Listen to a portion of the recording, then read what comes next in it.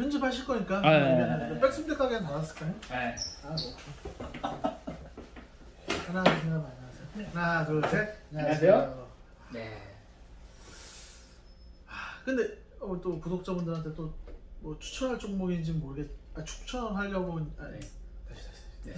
아니 저희 구독자분들한테 이제 또 추천할 종목을 소개시켜드리려고 했는데 좀 우리가 또 기피하는 섹터 있잖아요. 네. 작 바이오 주식에서 또 추천하신다고 하니까. 네. 어떤 종목인지 한번 시원하게 한번 얘기해 주시죠. 네. 오늘 소개시켜드릴 종목은 셀트리온. 네. 셀트리온입니다. 네. 궁금한 부분 있으면은 뭐 이렇게. 셀트리온. 네. 저는 개인적으로 셀트리온 때문에 주식에 대해서 많이 눈을 뜬 것 같아요. 입문을 하시게 됐죠, 셀트리온 때문에. 그러니까 그게 맞는데 셀트리온 때문에 저는 주식에 대한 환경에 대해서 많이 공부한 것 같아요. 네. 저는 셀트리온이 뭐 지금 제 말을 듣고 그 회사에서도 모르면서 그런 말 왜 할 수도 있겠지만 셀트리온이 좋은 회사라는 거는 알지만 뭐 진짜 뭐를 만들고 뭐가 뛰어나고 그거를 그 약에 대해서는 정말 몰라요. 그러니까 셀트리온에 대해서 궁금한 부분이 있으면은 오늘 다 질문을 하세요. 그냥 아예 그냥 셀트리온을 아주 그냥 낱낱이 알해서 다시는 셀트리온에 궁금한 점이 없게 제가 만들어 드릴게요. 그러니까 저는 개인적으로 셀트리온이 무슨 약을 만들어서 그게 먹으면 건강에 좋아지고 그런 관심 없어요. 네, 오늘 셀트리온으로 1시간 이상 갑시다. 그러니까 저는 그런 게 관심이 없고요. 네, 말씀하세요. 뭘 만들어갖고 그게 뭐 먹으면 다 낫고 그런 관심이 없어요. 셀트리온이 기본적으로 어떤 약을 만들어서 어떻게 판매되고 그런 건 관심이 있겠죠. 근데 이제 제가 그냥 뉴스나 유튜브나 이런 걸 통하면 그냥 제가 뭐 트리스도 좋아요. 셀트리온 자체가 우리나라에서 대표적인 제약 바이오 회사고 매출액도 거의 1등이죠. 영업이익도 1등이고 그 다음에 중요한 건 우리나라에서 만드는 약 자체들이 미국 FDA를 통과하기가 굉장히 힘든 걸로 알고 있어요. 거의 없죠. 거의 없죠. 근데 셀트리온은 그걸 많이 통과해요. 네, 그렇죠. 그래서 이제 제가 그러면 셀트리온의 회장님에 대해서 얘기를 안 할 수가 없잖아요. 우리 셀트리온의 그 역사부터 한번. 근데 회장님이 좋다고 주가하는 건 아니잖아요. 얘기해주세요. 얘기하지 말아요. 아니야, 얘기하셔도 돼요. 상관없습니다. 저는 이제 셀트리온을 거의 한 6년 전부터 이제 투자를 했던 것 같아요. 뭐 사기도 하고 팔기도 하고. 근데 이제 셀트리온 회사의 가장 본질적인 요소는 뭐냐면은 그 셀트리온 회장님께서 그 대우자동차에 그런 이제 임원으로 이제 있었는데 셀트리온 회장님께서는 제가 이제 알기로는 이제 흑수저죠. 그리고 그 대학을 이제 4년에 보통 졸업을 하는데 3년 만에 이제 졸업을 하셨고, 네, 집안이 너무 가난하시다 보니까 학교 다니면서 이제 학비도 본인이 이제 감당을 했고, 그리고 택시 운전을 하시면서 그 3년 만에 대학을 졸업하기 위해서 그 당시에 택시는 24시간을 운전을 하고 그 다음에 하루를 그 학교를 가셨다고 해요. 정신력이 보통이 아니죠. 아니 제가 그러면 택시를 24시간 몰고 그 다음에 학교 가서 공부를 했다고요? 네네.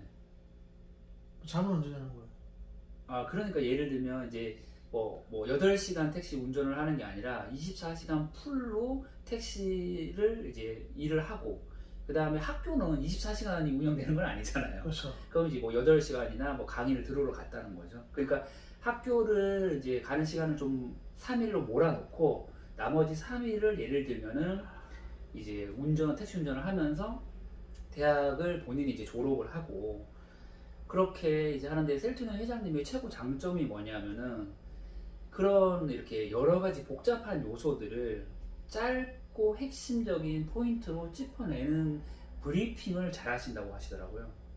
그래서 이렇게 대우 회장님, 김우중 회장님께서 셀트리온의 이제 서정진 회장님의 그 브리핑을 보고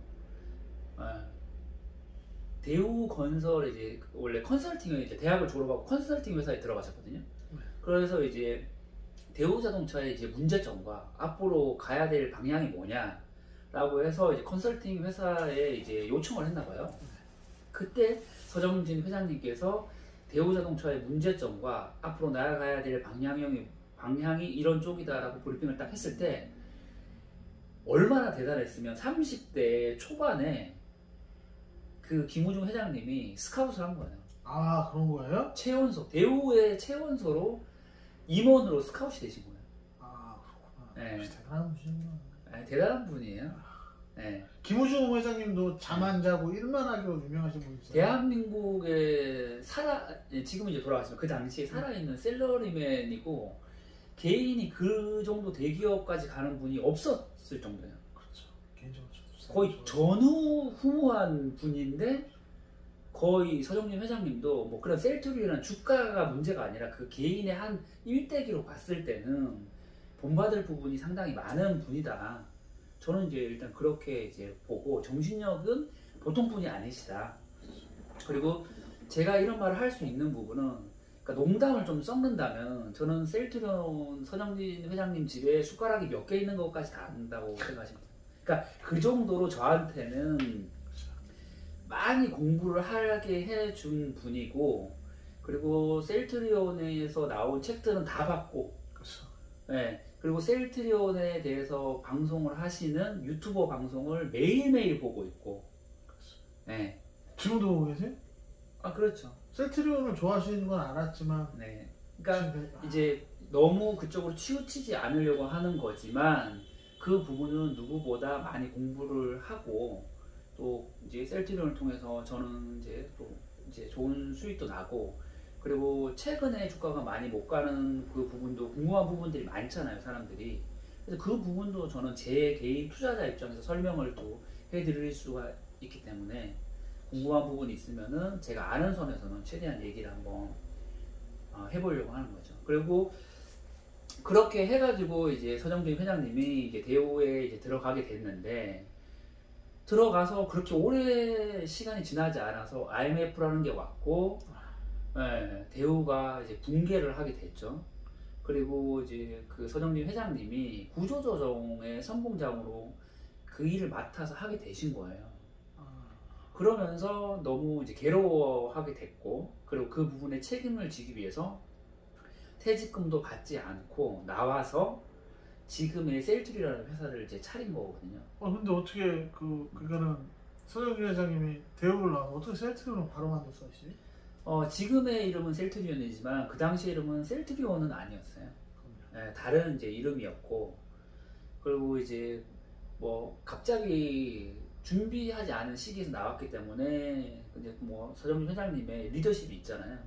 그래서 이제 같이 대우에서 그만두는 분들이 이제 의기투합을 해가지고 뭐 전신인 셀트리온을 이제 만들게 됐고 그러면서 시행착오를 이제 많이 겪게 됐고 잘 안 돼서 자살을 이제 생각을 하기도 하고 그리고 뭐 하다 안 돼가지고 이제 미국에 이제 유학을 갔는데 기존의 약들은 제가 말씀드린 것처럼 신약을 만드는 게 상당히 어려운데 그렇죠.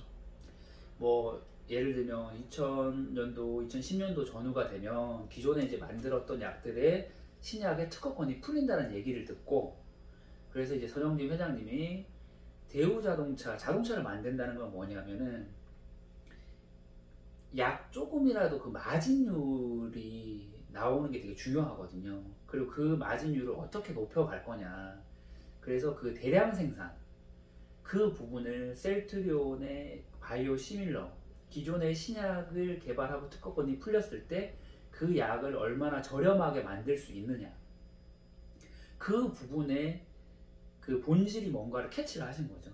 그러니까는 약을 만들면 그 약이 만약 무슨 약을 만들었는데 그 약이 판매되면은 그 약을 만들어놓고 뭐 한 10년 정도 그 약만 사야 되잖아요. 네. 그리고 특허권이 풀린다는 소리잖아요. 네. 10년 동안 너희들한테 특허권을 줬으니까 그동안에 이 약만 시장에서 써야 되고 10년 후에 특허권이 풀리면 서정진 회장님은 그 약을 최대한 저렴하게 아니라 그 약만 저렴하면 뭐예요? 효과가 있어야 되잖아요. 그거 당연하죠. 효과가 있게 저렴하게 만들려고 노력했다는 소리잖아요. 네. 그거를 이제 바이오 시밀러라고 하는데 네. 미국의 신약들이 개발하기가 되게 힘든데 그래서 그 신약들이 미국에서 다 독점되어 있던 부분을 지금으로 말하면 반도체 같은 거죠.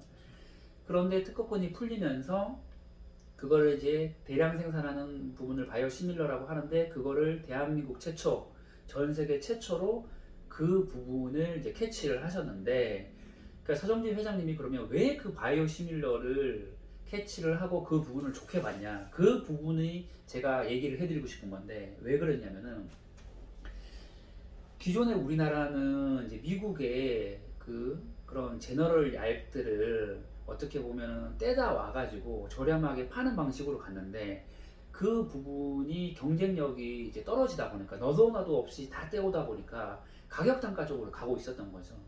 그리고 기존에 이제 그 회사, 한국의 이제 지금 굴지 대기업들도 그런 식으로 계속 해온 거예요. 그리고 셀트리온 회장님은 컨설팅이 전문인 분이기 때문에 그 바이오시밀러에 뛰어들 생각이 없었어요. 그래서 그거를 대기업의 이제 제약회사 중에서 대기업에 브리핑을 하고, 그쪽에 이제 그 투자를 이제 하고 그런 로열티나 수수료 정도를 받으려고 했는데 아무도 뛰어드는 회사가 없었던 거예요. 그리고 이제 본인도 계속 이제 생활비가 필요한데 아무도 투자할 사람도 없고 본인도 생활이 힘드니까 그 부분에 이제 완전히 목숨 걸고 뛰어드는 거죠. 그리고 예를 들어서 계획했던 부분이 예를 들어서 단 뭐 5년이다 아니면 10년이다 이렇게 투자를 하면 어느 정도 약이 개발이 되고 이렇게 해서 돈을 벌면은 우리가 잘 될 거라고 생각을 했는데, 생각보다 미국 회사들이 그 부분에 침투하기가 힘들게 만들고 악재 뉴스를 많이 만들어서 셀트리온 서정진 회장님이 자기가 생각했던 기간보다 길어졌기 때문에 부채가 어마어마하게 이제 늘어나간 거죠. 네. 여기서 질문이, 네. 신약이라는 거 만들기가 힘든데 그 약이라는 걸 5년에서 10년 만에 만든다고 하는 것도 조금 제가 보면 이해는 안 되네요. 네. 그래서 굉장히 무모할 수도 있어요. 여기서 이제 그 정말 좋은 질문을 하셨는데 이거죠. 서정진 회장님이 얼마나 그런 날카로우신 분이냐면은 신약을 만들기가 힘드니까, 그리고 신약은 될지 안 될지도 모르는 거잖아요.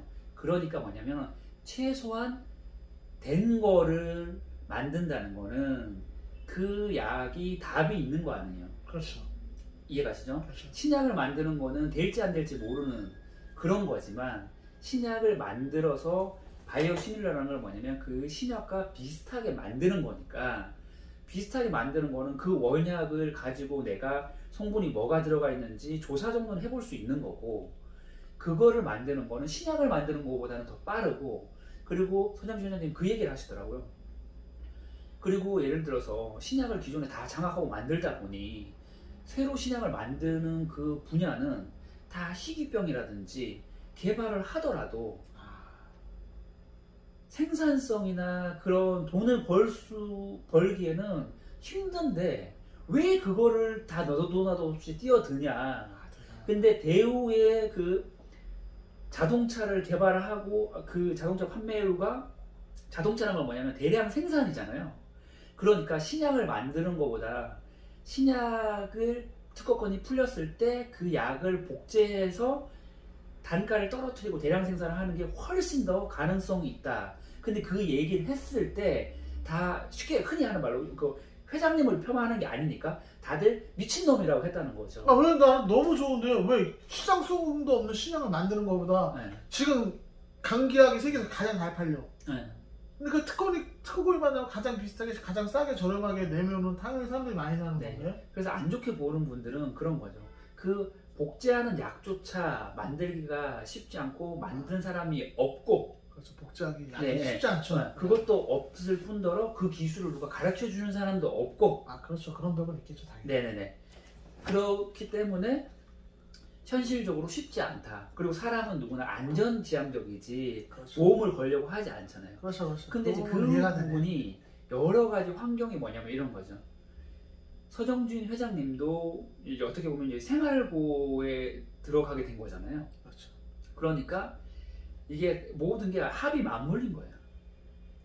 대기업한테 얘기를 해도 대기업은 할 생각이 없고, 좋은 아이템을 줘도 투자를 안 하니까 당연히 버는 돈이 없어서 계속 힘들어지는 거죠, 상황이. 그렇죠.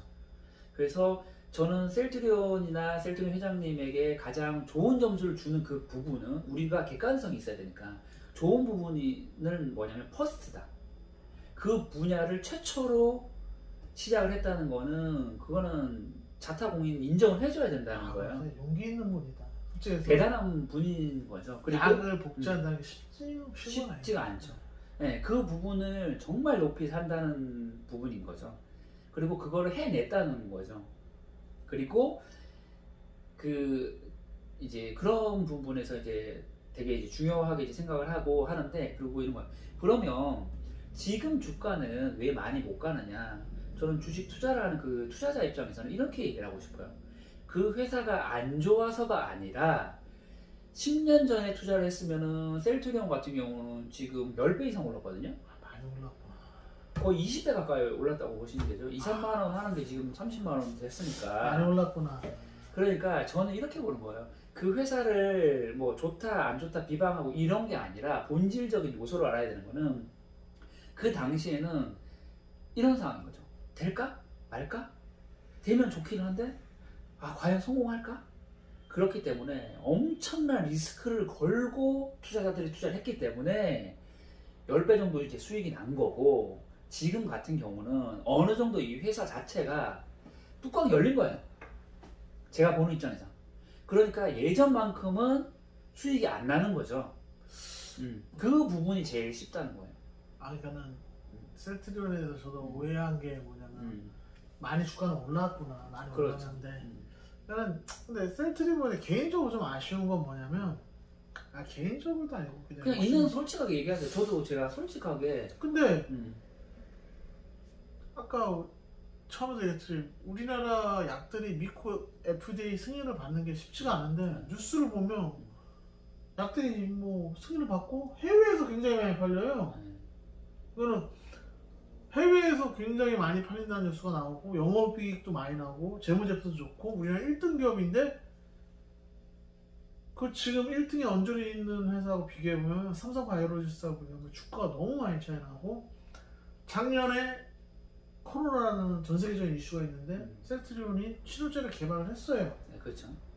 개발했는데 주가는 오히려 훨씬 많이 떨어졌죠. 네. 근데 그리고 셀트리온을 투자하는 지금 분들 보고 주금은 다 단기적으로 들었다 빼먹으러 단타용으로만 장기 투자를 안 하시려고 하더라고요. 그리고 이제 이렇게 질문을 하셨으니까 그 부분도 객관적이고 시원한 부분을 제가 말씀드리면 이런 거죠. 저도 작년에는 이제 셀트리온이 되게 이제 최고라고 생각을 했고, 또 운이 좋게 투자를 해서 수익도 이제 많이 났고, 또 계좌나 뭐 이런 거 이제 다 인증을 했잖아요. 그런데 이렇게 이제 제가 이제 최근에 또 알게 된 부분은 이런 거죠. 치료제가 나쁜 게 아니라 근본적인 부분은 백신 시장이 치료제 시장보다 훨씬 더 크다는 거죠. 예를 들어 치료제 시장이 90%라면 백신 시장이 90%라면 치료제 시장은 10%인 거죠. 백신은 맞아서 예방 효과가 있잖아요. 그래서 시장 자체가 치료제보다 백신 쪽이 더 크다는 거예요. 그래서 백신 쪽 주식이 더 많이 간 거를 제가 놓쳤다는 거죠.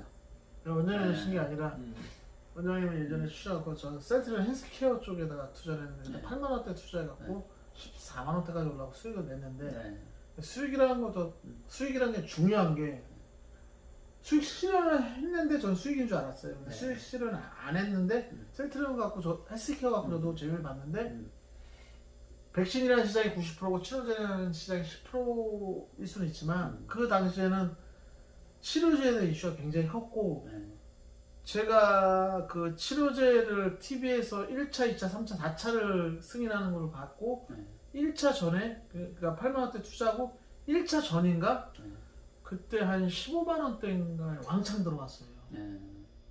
그러니까 이제 8만 원대 이제 투자를 하시고 이게 올라가니까 좀 더 사도 되겠다 해서 그 당시에 이제 그렇잖아요. 제가 뭐 카카오나 다른 주식을 이제 소개시켜줬고 다 여러 개 수익이 났었는데 카카오나 다른 수익 난 거를 팔아서 셀트리온 헬스케어 좀 더 많이 사셨잖아요.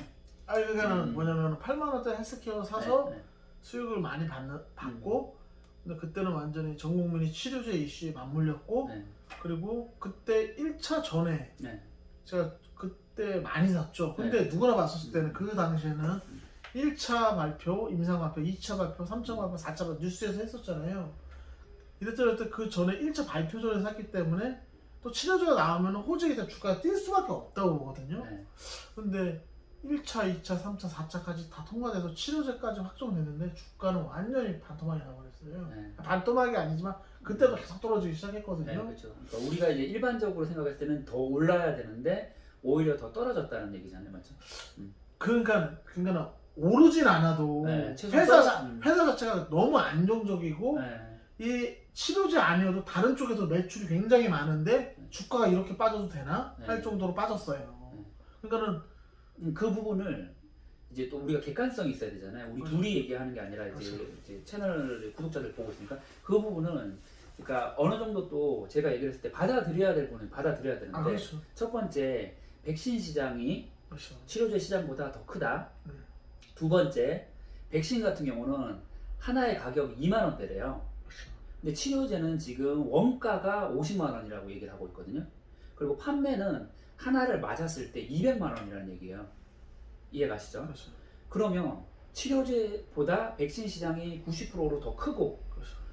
또 약이 더 저렴하잖아요. 그리고 그렇죠. 또 하나 세 번째 만약에 이제 코로나가 걸렸을 때 사람들이 걸리면 무조건 죽는다. 이제 우리가 다른 부분이 아니라 그 부분만 얘기하는 거예요. 죽는다 하면은 치료제를 안 맞을 사람이 없는데 문제가 맞거나 안 맞더라도 이렇게 사망까지 가는 환자 숫자가 적다는 거예요. 그 부분 이해 가시죠? 그러니까 너무 감정적으로 가면 안 돼요. 감정적으로 하는 거 아니에요. 그러다 보니까 저도 작년에 투자했을 때는 저도 너무 편협한 사고로 보고 있지 않았나, 셀트리온 좀만. 근데 지금 와서 여러 개를 보니까 백신 주식도 많이 갔어요. 백신 인정해 주셔야 돼요. 백신 주식은 너무 많이 갔죠. 네, 그러니까 지나고 보니까 그리고 우리가 이런 팬데믹이나 이런 부분을 우리가 투자를 했을 때는 이제 그 부분에 투자를 했기 때문에 우리가 좀 지식이 부족했던 부분도 있었던 거예요. 네, 그래서 그런 이 시장과 이런 상황에 대해서 좀 편협한 사고를 좀 가졌던 부분도 있고, 그리고 중요한 거는 어찌 됐든 간에 팔려야 되는데 미국은 글로벌 탑이고 미국이 또 확진자 숫자가 많고, 그리고 미국 같은 경우는 문화 자체가 마스크를 쓰면은 범죄자로 인식을 하기 때문에 마스크를 초기에 많이 안 썼기 때문에 한국보다는 확진자 숫자가 많았고, 한국은 황사 때문에 기존에도 마스크를 쓰는 게 익숙해져 있는 상황이었기 때문에 확진자 숫자가 좀 상대적으로 적었죠. 그 부분까지는 이해 가시죠? 네. 그런 부분이 이제 있었던 거예요. 그렇기 때문에 미국은 한국보다 더 급했기 때문에 미국 회사 입장에서는, 그리고 그 당시에 트럼프의 재선의 입장도 놓여져 있기 때문에 미국 치료제 회사들은 그런 아시죠? 이제 삼상 승인이 나기 전에 빨리 치료제를 승인을 해줘가지고 대량으로 맞게 해줬는데, 한국의 이제 레키노나 같은 경우는, 셀트리온 마녀 레키노나 같은 경우는 승인이 늦게 했고, 그리고 한국의 정치인들도 정치인 입장에서 누가 좋다 나쁘다를 떠나서 이게 한국의 레키노나가 뚜껑이 완벽하게 삼상 승인이 안 났는데 강하게 잘 안 됐을 때에 대한 그런 불리한 사항을 떠안을 사람이 없었기 때문에 좀 보수적으로 이렇게 허용을 해준 거예요. 이해가시죠? 그리고 미국 같은 경우는 확실하게 3차까지 승인이 안 나면은 그 셀트리온에게 길을 열어주지 않고, 그리고 미국 회사 입장에서는 이런 거죠. 신약을 만드는 게 어려운데 셀트리온이라는 회사가 미국의 회사 입장에 갔을 때는 눈안에 가신 거죠. 그러니까 조금 이제 셀트리온이라는 그 동양의 회사가, 그러니까 듣도 보도 못한 회사가 자기네들이 만드는 회사를 생각보다 너무 잘 만들고 너무 빨리 벤치마킹을 하니까, 삼성전자가 반도체에서 탑을 친 것처럼. 그렇죠. 미국의 입장에서, 그러니까 이 회사가 좋다 나쁘다 떠나서 미국의 입장에서는 좀 뭐라 그럴까, 약간은 좀 방어를 해야 되는 입장까지 놓여진 거죠. 지금 그럼 전 세계적으로 제약 바이오 회사는 거의 미국이 거의 패권을 장악하고 있나요? 거의 독점 수준에 가까웠고, 그게 이제 바이오 시밀러와 특허권이 풀리면서 셀트리온이 이제 들어오고 있는 건데, 미국의 국가 차원에서도 조금 딜레이를 시키려고 해요.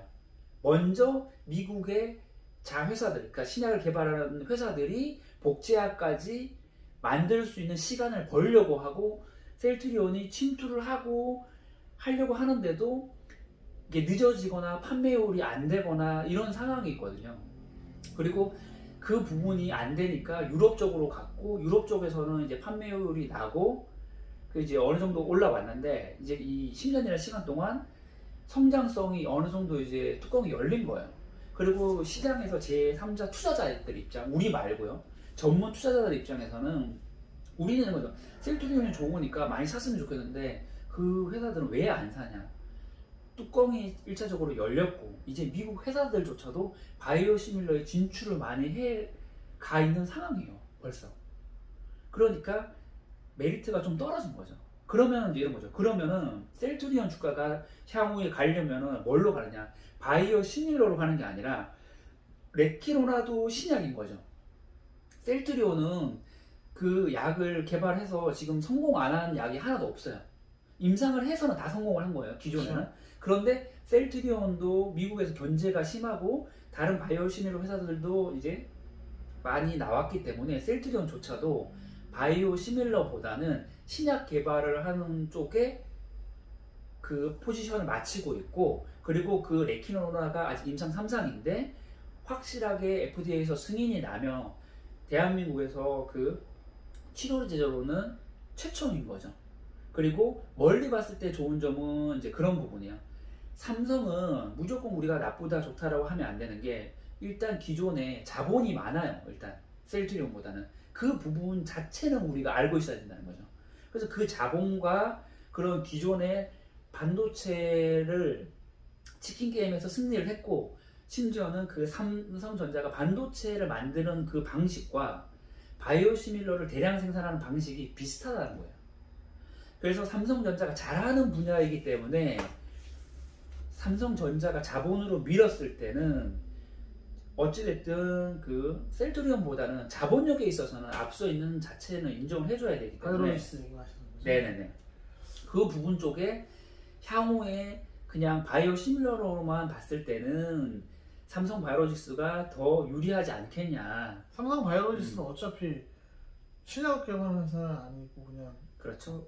오더를 주면 만드는 회사 주잖아요. 그렇죠. 그렇지만 반도체에서도 그렇게 특화된 회사가 TSMC인데 삼성전자보다 주가가 더 많이 가 있는 상태이기 때문에 글로벌 투자자는 이제 그 부분을 보는 거고 자본이 삼성 바이오로직스보다 적은 셀트리온 입장에서는 어떻게든 신약에서 승부를 봐야 된다. 지금은 이제 바이오 시밀러로 인해서 후광으로 인해서 오르는 주가는 다 반영이 됐기 때문에 이제는 신약으로 가는 거고 그 신약의 첫 번째가 셀트리온이 만드는 그 레키노나 주다. 근데 이게 성공을 하면은 시장에서 인정을 해 주는데 어찌됐든 아직까지는 확실하게 성공을 하는 게 아니기 때문에 좀 더 이거 지켜봐야 되는 거고 그리고 말씀드린 것처럼 좀 그 셀트리온 입장에서 봤을 때 안타까운 부분은 이 이제 서정민 회장님께서 처음에 오히려 백신 쪽으로 갔었으면은 좀 더 좋았을 거다.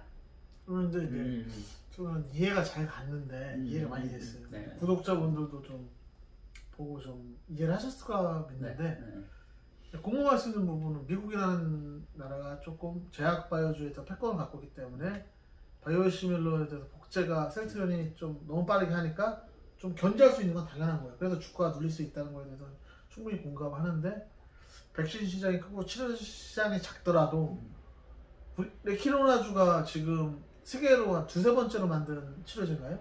미국에서 치료제가 나오고 세 번째라고 보시죠. 그렇죠. 세 번째 치료제인데 그냥 긴급이든 어쩌든 이제 승인이 났는 긴급으로 하고 치료제가 나왔는데 아무리 백신 시장이 크다고 해도 주가가 이렇게 많이 떨어진다는 거는 조금 저는 조금 이해가 안 되는 부분이 있어요. 제가 다 이해하려는 건 아니지만. 그러니까 그러면 제가 그 미국에 있는 치료제 만드는 회사들도 주가가 완전히 다 떨어졌나요?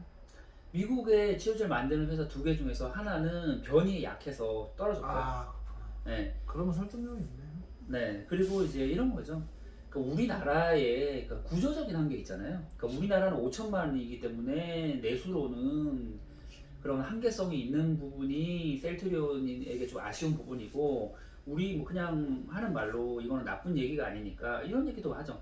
셀트리온이 그러니까 미국 회사였으면은 좋았었는데 대한민국 회사이기 때문에 그런 성장성에 있어서 조금 안타까운 부분이 있었고, 그리고 미국은 열강국이기 때문에 자국을 당연히 우호적으로 할 수밖에 없는 입장이잖아요. 당연한 거고. 그러다 보니 미국의 침투는 늦어지고, 유럽 쪽에도 이 치료제 자체가 예를 들어서 사람이 막 죽어 나가면은 그렇죠. 200만 원을 주고도 맞는데, 안 맞더라도 이제 죽는 인구보다는 또 뭐 한 15일 정도 지나면은 또 회복되는 숫자가 많은 것도 사실이잖아요. 아, 그렇죠. 지금에 와서 그렇죠. 결과는 사실이잖아요. 그렇죠. 들어보는 그러다 보니, 그러니까 유럽이라든지 그런 아시아 다른 나라에서도 판매율이 좋지가 않은 거예요. 그러니까 그 약을 팔아서 수익이 나야 되는데 판매가 잘 안 되는 거예요. 원장님 말대로 백신 시장이 더 훨씬 컸네요. 네. 저희도 치료제라는 시장을 많이 기대했지만 그렇죠. 백신 시장이 90%가 많네요. 그리고 셀트리온이 저도 좀 이해한 게 뭐냐면, 셀트리온이라는 회사는 바이오시밀러로 매출을 많이 올렸고 그로 인해서 벌써 주가는 10배 이상 떴기 때문에 그러면 뭐 주가도 안 오른 건 아니에요. 근데 그렇죠. 우리가 너무 또 셀트리온한테 크게 바라는 것도 많았을 것 같아요. 바라고 좋은 면만 봤기 때문에 우리가 시장 전반적인 부분에 객관성이 조금 그 떨어지는 부분도 있었다는 거죠. 그렇죠. 뭐 그건 인정합니다. 네. 좀 원장님 얘기 들으니까 좀 이해되는 부분이 있고.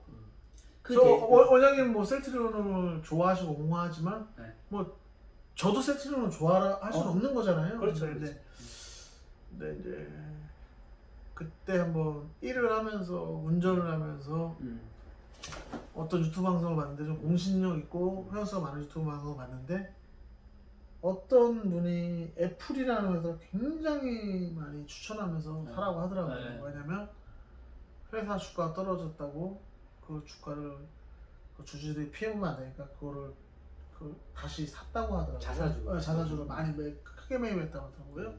저는 이런 좋은 회사가 어딨냐. 자기 회사 주가 떨어졌다고 주주들이 피해를 보니까 자기 회사에서 자사주를 그만큼 사줬다. 너무 애플이라는 회사는 너무 좋은 회사라고 이렇게 일단 했는데, 그분 얘기는 그런데 객관성이 있어야 되니까. 그렇죠. 그분 얘기예요. 그렇죠. 그거 들었을 때 이렇게 주가가 빠졌는데 셀트리온도 그럼 자사 주식을 좀 해줘서 주주들을 좀 방어해줘야 되는 거 아닌가. 와, 이게 질문이 너무 좋아요. 그러니까 사장님께서 그런 질문을 많이 하고, 오늘은 우리가 시간이 길지만 그 부분 확실하게 짚고 넘어갔을 때 구독자들의 궁금증이 많이 해소될 것 같아요. 근데 셀트리온 너무 좋아하시는 거 아니에요? 그러니까 좋아하고, 저는 또 뭐 하나를 또 약간 오타쿠처럼 깊이 파는 걸 좋아하기 때문에 그렇죠. 금방 이제 질문을 이제 하셨잖아요. 이제 뭐라고 금방 얘기했어요. 그 질문을 이제 구독자들한테 확실하게 그러니까는 그렇죠. 셀트리온이 빠진 만큼 왜 좀 자사주를 사서 주가를 끌어올리는 것보다 주주들을 안심시켜요. 이렇게 보시면 지지해준 주주들한테 계속 지지해줘도 무리가 없을 정도의 그런 좀 이렇게 시장에 대해서 이렇게 좀 이렇게 보시면 돼요. 첫 번째, 신약을 만드는데 비용이 상당히 많이 들어가고 아직도 셀트리온은 그 정도로 자사주를 매입할 정도의 현금은 많이 없어요. 첫 번째. 두 번째, 그러기에는 경쟁 업체들이 너무 강력해요. 미국의 경쟁 업체도 너무 강력하고 삼성 바이오로직스도 너무 강력해요. 그리고 이제 세 번째, 셀트리온이 그 돈이 없기 때문에 그냥 말 그대로 이제 그냥 황무지에서 셀트리온이 성장해왔잖아요. 돈이 없기 때문에 이 회사를 성공시키기 위해서 셀트리온 회장님께서 주식 담보로 계속 이게 연장해서 이어온 거예요.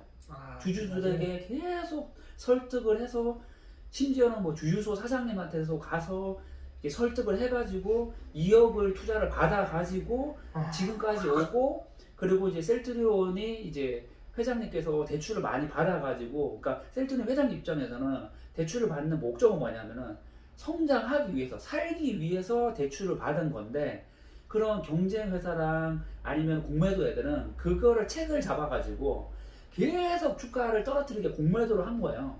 공매도 압도적이네. 주가를 계속 인위적으로 떨어뜨리는 거죠. 왜냐면 그 회장님께서 대출을 많이 한 거를, 그 주식담보 대출을 많이 한 걸 알고 있기 때문에 죽이고, 그리고 그 회사가 주가가 떨어지면 이제 이거를 인수하려고 혈안이 되어 있는 거죠. 아 그렇구나. 왜냐면 네. 어차피 주식담보대출도 많고 네. 재정 상태가 일단 완전치 않다는 거잖아요. 네, 그렇기 그렇죠. 때문에 그렇게 이제 그걸 또 빈틈을 또 노려서. 이용하는 게 또 시장이 놀리잖아요. 나쁜 그렇죠. 게 아니잖아요. 그렇죠. 그렇죠. 그렇게 해가지고 이제 왔고 그게 잘 안 됐기 때문에 서정진 회장님은 자기 장기를 뭐 판다라고 각서를 쓰고 어디죠? 그 이제 사채 시장에 가가지고 돈을 대출을 받았는데 이 더 이상 장기를 팔 장기가 없는 거예요. 그 담보로 다 대출 받아. 다 대출 받아. 그래서 하다 안 되고 공매도는 계속 때리니까 셀트리온의 서정진 회장님도 안 되니까 그냥 죽어야겠다. 그래가지고 이제 자살을 하려고 하는데 이제 서정진 회장님이 체구가 있잖아요. 네. 그러니까 그 얘기를 하시더라고요. 이왕 죽는 거 먹고 싶은 거나 시커 먹고 죽자.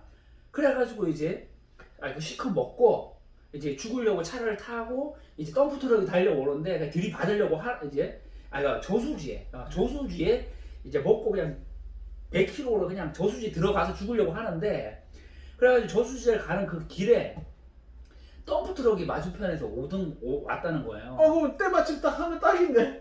그런데 이런 거죠. 서정진 회장님 이런 거예요.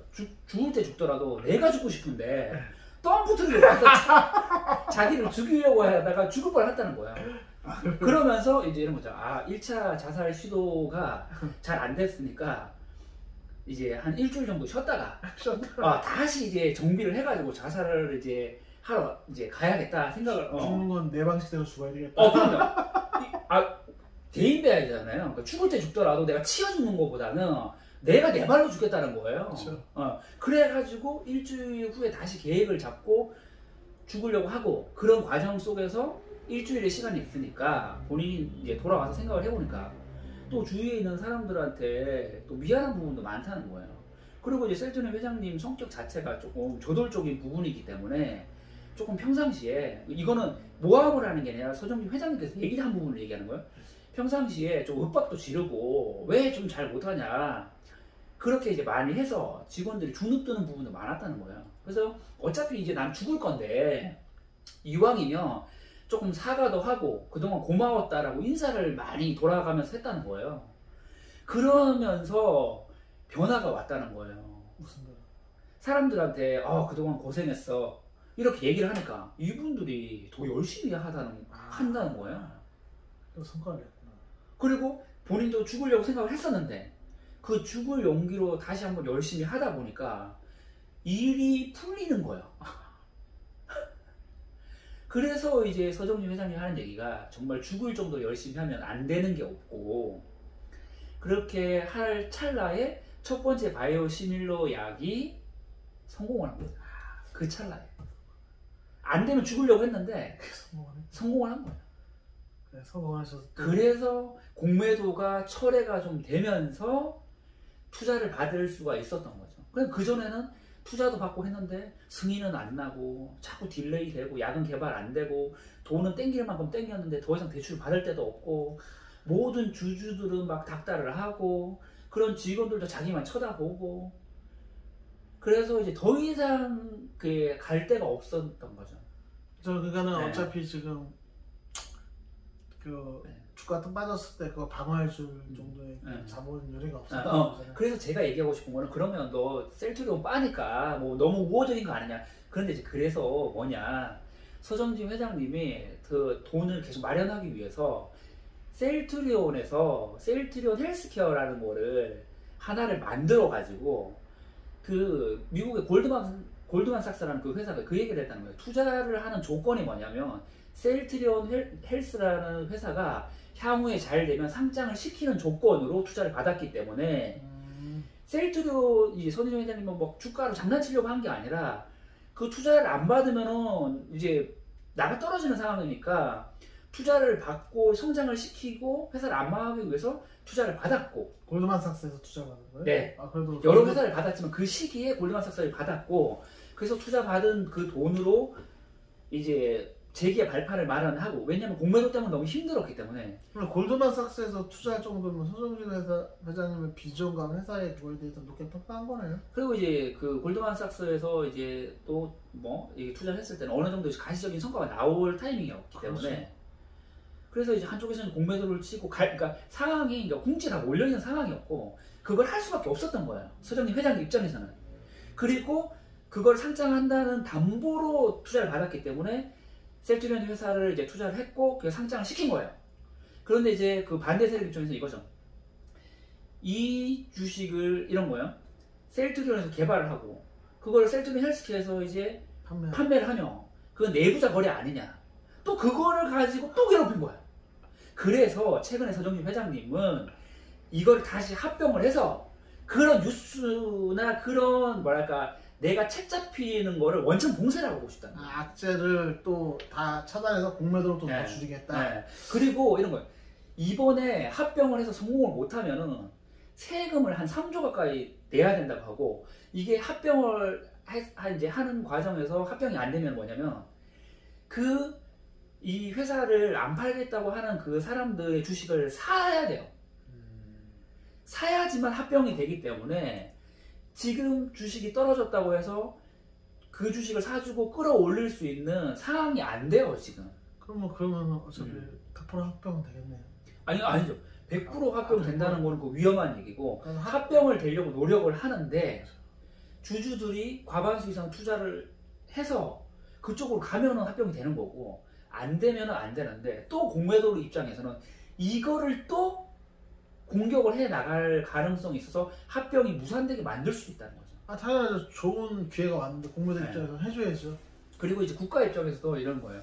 올해까지는 합병이 되면은 세금 문제라든지 이런 게 문제가 소지가 없는데 올해 합병이 안 되잖아요 만약에. 그러면 내년에도 또 내부자 거래라든지 이런 문제로 끌고 가고 또 그 1차적으로 셀트리온 헬스케어에 줘가지고 우리나라 그 이제 금감원 이쪽에서 세금을 아마 400억 정도인가를 맞은 걸로 알고 있어요. 그러면 앞으로도 계속 이 문제를 안고 가야 되는 거죠. 그럼 뭐 주식 부자 1호 막 1위 막 이것도 참. 네. 그래서 만약에 그 이번에 레키노나가 정말 이제 그 셀트리온 입장에서 그랬던 거예요. 성공을 하고 주가가 많이 올라가서 합병이 이제 아주 우회적인 환경이 될 줄 알았는데 레키노나 쪽이 잘 안 돼가지고 약이 나쁜 건 아니잖아요. 제 얘기는 그거잖아요. 그러니까 약을 폄하하거나 그 얘기를 하는 게 아니잖아요.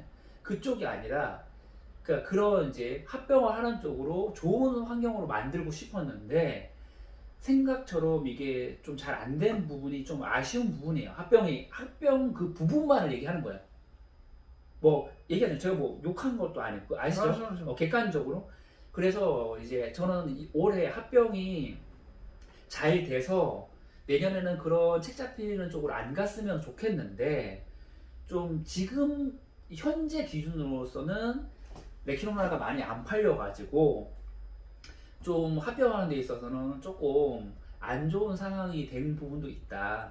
그 부분이 좀 합병이 되면은 주가에는 좋은 영향이 간다는 건 맞는 건데 어차피 레키노나주라는 게 약이 안 좋아서 안 팔리는 게 아니라 코로나가 그냥 치명률이 낮기 때문에 그렇죠. 치료제까지는 안 맞아도 되는 환경이기 때문에 안 나올 수 있는 거잖아요. 그렇죠. 근데 뭐 셀트리온에 대해서 기술력은 뭐 가히 독보적이라고 얘기할 수는 있겠네요. 그렇죠. 그리고 그 약이 제가 얘기했잖아요.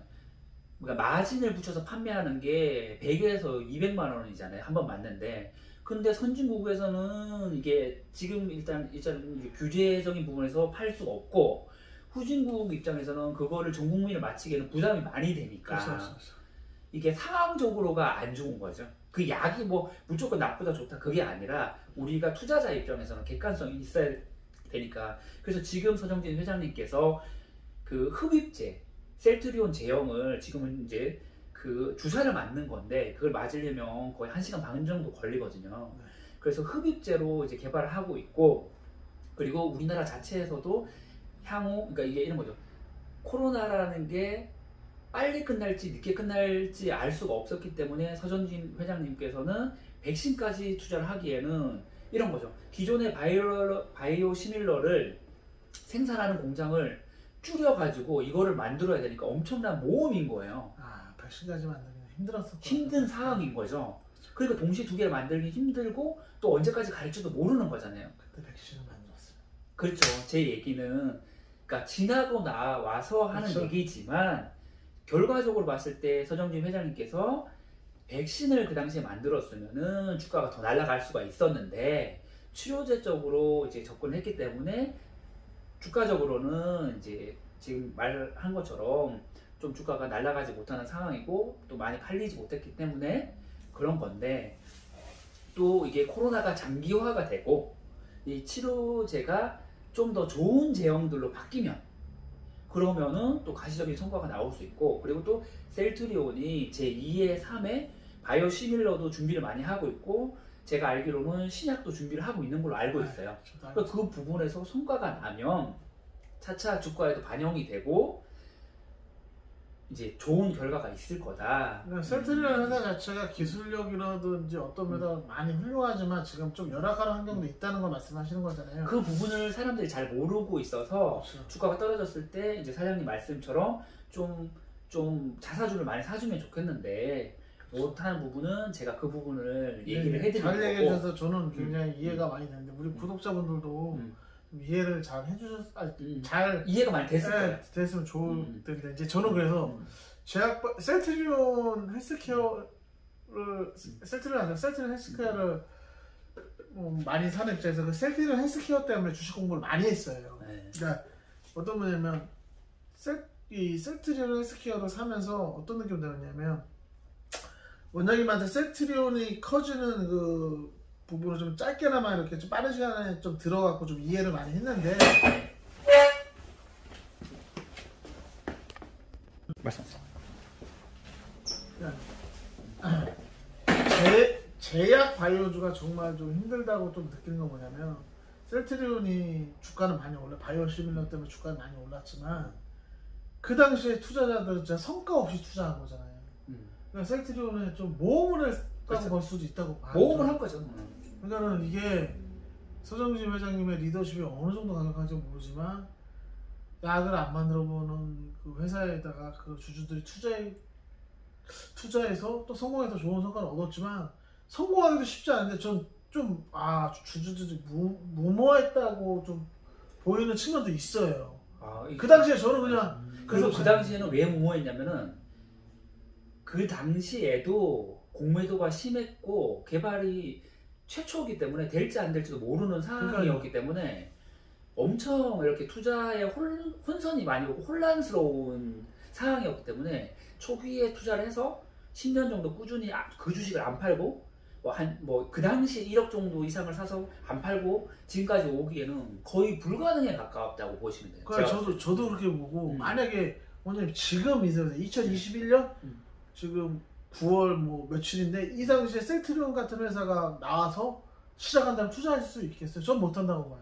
왜냐면 세계 최초로 뭐를 하고 너무 많은 정보가 오는데 쉽지 않죠. 제가 봐도 공매도 먹잇감은 딱 좋아요. 잡아먹기 딱 좋거든요. 악재는 악재 다 쏟을 수 있고. 근데 그런 건 있는 것 같아요. 어떻게 보면 이거는 제가 뭐 또 혀를 찌르는 다른 입장인데 이런 거 있잖아요. 회사가 처음부터 너무 쉽게 잘 나갔다면 아무래도 좀 안일한 부분도 있었을 거라고 보는데 셀트리온 같은 경우는 그냥 숙명이라는 게 너무 이렇게 공격자들이 많다 보니 어떻게 보면 이런 얘기를 하잖아요. 부산에서 고기를 이제 가지고 이제 서울에 올 때 베스를 하나 집어넣는다고 하잖아요. 그렇죠. 네, 그 고기를 잡아먹는 애를 하나 집어넣어버리면 얘들이 살려고 몇 마리는 죽지만 그 개가 다 잡아먹지 못하니까 살려고 아주 신선하게 온다고 하는 것처럼, 그러니까 악의적인 얘기가 아니라 그만큼 주위의 환경이 힘들었기 때문에 셀트리온이 어떻게 보면 그 전투적인 그런 이렇게 마인드를 지금까지 잃지 않고 여기까지 올 수가 있었고, 결과적으로는 되게 이렇게 좀 이렇게 강인한 성장성을 가지고 있었다. 그리고 이제 앞으로는 그 부분은 엄청난 노고를 인정을 하고 앞으로는 신약에서 또 그런 제2의, 그리고 이제 셀트리온 회장님께서 이제 은퇴를 하셨잖아요. 그러니까 초석을 다진 거죠. 그리고 이제 아드님이 이제 또 그쪽에 또 회사에 다니고 이제 운영을 해 가실 거고, 뭐 이사회에서. 네, 그리고 또 그 셀트리온 회장님과 함께 했던 그런 분들이 지금 거기에 중책을 맡아서 끌고 가시기 때문에 제 생각은 이렇게 봐요. 셀트리온 회장님은 바이오 시밀러를 개척하고 초석을 다졌다면 그 다음 후배들은 신약으로서 결과물을 보여줘서 누구에게도 인정할 수 있는 블록버스터급 신약을 개발하고 또 이제 시간이 지나면 지금은 셀트리온 주가가 좀 단기간에 빠져서 또 힘든 우리 상황일 수가 있지만 대박을 또 한번 터뜨리지 않을까. 근데 은행 말 들어보니까는 셀트리온이라는 회사가 굉장히 좋은 회사고 정말 혁신적인 성과를 이뤘다는 걸 이해하지만 좀 저는 도박 같은 주식이라고도 많이 생각이 돼요. 왜냐면 제 개인적인 생각이니까 그 당시에 10년 전으로 돌아왔을 때 셀트리온에 투자는 저는 못했을 것 같아요. 왜냐면 성공했으니까 이게 드라마가 되는 거지. 그 상황에서 별의별 악재가 다 나왔을 거예요. 제가 봤을 때. 그러니까 이게 성공하고 지난 것들을 우리 채널은 앞으로 성장할 수 있는 종목을 이렇게 얘기해 주기 때문에 좀 다른 채널보다는 좀 경쟁력이 있다고 보는데 셀트리온이라는 회사가 이렇게까지 성장하기 때문에 드라마틱한 거지. 만약에 잘못됐으면은 그렇죠. 투자했던 사람 다 무모하다고 소각했을 거예요. 그렇죠. 그래서 어떻게 보면 정말 좀 아직까지는 저는 모르겠어요. 그 지금 코로나 시기에 레키노라자가 나왔는데 주가가 떨어지는 이유, 자사주를 매입 못한 이런 거 너무 설득력 있게 잘 들었지만 아직까지도 조금은 저는 이제 셀트리온이라는 회사에 대해서는 부정적이지 않지만 또 너무 긍정적인 또 점수를 못 줄 것 같아요. 근데 그 부분에 대해서 저를 이게 논리적으로 설명해 주신 원장님에 대해서 거의 없잖아요. 그렇죠. 너무 좋게 보지만 서정진 회장님 좀 일찍 은퇴했다고 좀 생각 좀 들어요. 왜냐면 강력한 리더십으로 이때까지 온 회사잖아요. 뭐 재무제표가 좋고 뭐 실적이 좋고 뭐 이런 게 아니었잖아요 아직까지는. 근데 서정진 회장님의 그 불굴의 의지로 온 회사인데 이제 성과를 냈지만 아직까지도 그 부분은 제가 이렇게 얘기를 하고 싶어요. 그러니까 서정진 회장님의 얘기했던 부분을 제가 빗대어서 말씀을 드린다면 나무가 너무 크잖아요. 그러면 그 밑에 다른 생물들이 그늘이 져서 성장하기가 힘들다는 그런 이제 비유적인 표현을 하셨거든요. 왜냐하면은 그런 건 있죠. 서정진 회장님이 불모지를 개척을 해서 어느 정도 왔지만 저도 이제 미용실을 해서 이제 미용을 15년 이상 했고 그러다 보니까 그런 감각이 좀 떨어지고 그럴 수 있죠. 그리고 아들 세대에서 또 잘하는 부분이 있잖아요. 그렇죠. 서정진 회장님 잘했던 부분이 있지만 아들 세대는 또 되게 이렇게 디지털적이잖아요. 요즘에. 그렇죠. 그런 부분에게 누가 되지 않기 위해서 은퇴를 했다라고 하셨거든요. 그리고 이제 본인은 그 벤처 정신으로 또 본인이 스타트업으로 작은 거를 또 회사를 한번 꾸려 가보고 싶다고 하시더라고요. 그리고 이제 나머지 부분을 후배들한테 길을 열어줬기 때문에 저는 그런 것 같아요. 삼성 바이오로직스의 숙명은 대량 생산과 자본으로서 대한민국의 제2의 삼성전자를 만들면 되는 거고, 셀트리온 같은 경우는 바이오 시밀러로 성공 비즈니스 모델을 보여줬기 때문에 앞으로 혁신적인 신약이 나와서 우리에게 그 결과물로 보여주면 저는 더 우리가 이런 거죠. 쉽게 말하면 그 셀트리온과 그 삼성 바이오로직스의 약간의 좀 이런 부분도 좀 있잖아요. 주주들의 신경전. 근데 이제 저는 객관적으로 봤을 때 이렇게 봐야죠. 이제 삼국지로 말하면은 관우냐 장비냐 약간 이런 건데, 그러니까 국가 차원으로 본다면은, 그러니까 예를 들어서 국가의 그 수장인 대통령이 예를 들어서 유비라고 본다면, 저는 이제 그렇게 보여지는 거예요. 셀트리온이 관우고 삼성 바이오로직스가 장비가 아닌가. 그래서 너무 무조건 이게 좋고 나쁘다가 아니라 우리나라가 되게 열강들 사이에 놓여져 있잖아요. 그렇죠. 그러니까 그 내분적으로 가는 것보다 관우는 관우로서 가고 장비는 장비로서 역할을 해서 우리나라가 우리 이제 열강 속에 그에서 힘들잖아요, 사실. 그래서 글로벌화해서 두 회사가 잘 되면은 좋을 것 같은데 좀 우리가 좀 그런 거 있잖아요. 삼성전자는 반도체라고 좋다고 하면서 삼성바이오로직스는 조금 그런 게 있고 그런 좀 모순점도 좀 있지 않나. 그래서 저는 삼국지로 비유를 하고 마치는 게 좋지 않겠냐 그렇게 보여집니다. 원장님하고 셀트론에 대해서 뭐 어느 정도 얘기해갖고 제가 이해된 부분 중에서 주가가 많이 올랐다는 걸 간과했고 근데 셀트리온 회사는 정말 독보적인 기술력과 뭐 이렇게 창의성, 혁신적인 이런 거는 정말 인정해요 저도. 근데 인정해줘야 되는데. 인정해주는데 사람들의 너무 큰 기대감 때문에 좀 행보하고 실망이 클 수도 있다. 그렇죠. 그리고 이제 지금 코로나 때문에 투자한 사람도 있잖아요. 그렇죠. 그분들이 실망이 크고 저요. 또 서정진 회장님도 그 얘기를 했어요. 치료제를 그 치료제 하나만 보면 제발 투자하지 마라. 너무 그런 이제 좀 그런 투기적인 종목으로 우리가 남고 싶지 않다라는 얘기조차도 하셨어요. 그렇죠. 그리고 이런 거 있잖아요. 지금 투자하는 분들이 나빠서가 아니라 그런 좀 오해를 하고 좀 저처럼 장기 투자를 하는 입장이 아니니까 모르는 그 선안에서는 좀 오해를 할 수도 있는 거잖아요. 그렇죠. 그런 부분인 것 같아요. 그렇죠. 그래서 저희 주변에서도 보면은 코로나 때문에 셀트리온의 주가가 폭등해서 그것도 수익을 내기 위해서 하는 사람도 많은 것 같아서 회사 자체를 폄하한 건 아니고 그렇죠. 좀 아쉬웠던 부분에 대해서 또 시원하게 좀 얘기를 들어서 우리 구독자분들도 그 부분에 대해서 좀 이해가 되셨으면 좋겠고 저는 개인적으로 좀 이해되는 부분이 많아서 좋은 시간이었습니다. 그리고 저도 그런 것 같아요. 그러니까 이번에 제가 우리 이 영상을 통해서 아마 셀트리온에 궁금했던 분을 많이 알게 되실 것 같아요. 그리고 이제 저도 그런 것 같아요. 우리가 좀 안일하게 하는 게 아니라 셀트리온이란 주식은 제가 장기 투자를 했기 때문에 좀 더 면밀한 부분을 아는 거고 다른 종목들도 우리가 그 정도로 깊이 있게 공부를 해서 우리가 소개시켜 드리는 종목들이 구독자들에게 큰 도움이 됐으면 좋겠다는 생각이 많이 들어요. 저희는 이제 좋은 주식은 쌀 때. 그렇죠. 원장님 엄청 부담스러운 미션.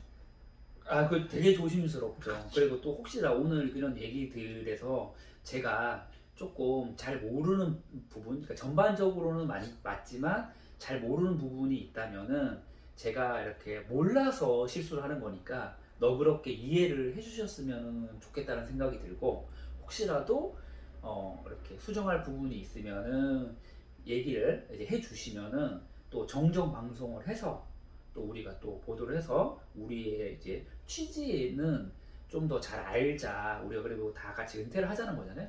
그래서 그 부분에 계속 맞춰가면은 되지 않을까 싶어요. 하여튼 뭐 오늘도 수고하셨고요. 네. 다음 주에도 또 좋은 모습 보고 다음에 좀 옷을 여러 번 준비하려고요. 네. 알겠습니다. 오늘 너무 뜻깊었던 것 같아요. 하여튼 오늘 뭐 수고하셨습니다. 정말 고생 많이 하셨습니다. 늦게까지. 아니 뭐 고생입니다. 좋은 시간이었는데. 하여튼 감사합니다. 네. 수고하십시오. 네. 또 셀트리온 얘기 들으니까 이해가 되네. 이 정도까지